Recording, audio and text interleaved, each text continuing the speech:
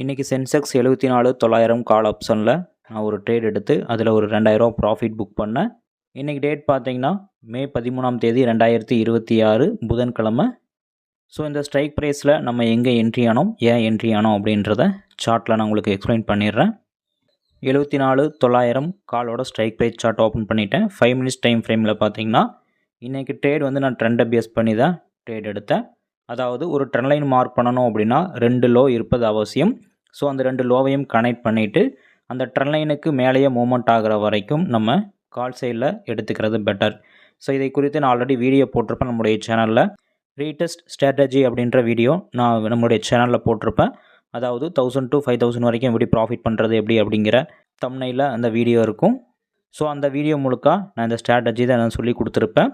விருப்பம் இருக்கிறவங்க நம்மளுடைய சேனலில் அந்த ஸ்ட்ராட்டஜியை போய் கற்றுக்கோங்க. அதாவது ஒரு பொசிஷனை நம்ம ஹையில் போயிட்டு வாங்காமல் ஒரு ரிவர்சல் வரும்போது எந்த ஏரியாக்கிட்ட வாங்கினா பெட்டராக இருக்கும் அண்ட் எவ்வளோ தூரம் டார்கெட் போடலாம் அப்படிங்கிறத குறித்து நான் அந்த வீடியோவில் சொல்லியிருப்பேன். ஸோ அதே கான்செப்டை வச்சு தான் நான் இன்றைக்கி ட்ரேட் எடுத்தேன். இன்றைக்கி மார்க்கெட் ஓப்பனிங்கில் இருந்து கொஞ்சம் நேரமாகவே மூவ்மெண்ட் சரியில்லை. ஸோ அதனால் கொஞ்சம் லேட் என்ட்ரி தான் எடுத்தேன். மூவ்மெண்ட் சரியில்லாதனால இன்றைக்கி ஒரே ஒரு லாட் மட்டும் பை பண்ணேன். கிட்டத்தட்ட இந்த பொசிஷனில் நம்ம ஒரு 100 பாயிண்ட்ஸ் புக் பண்ணோம்.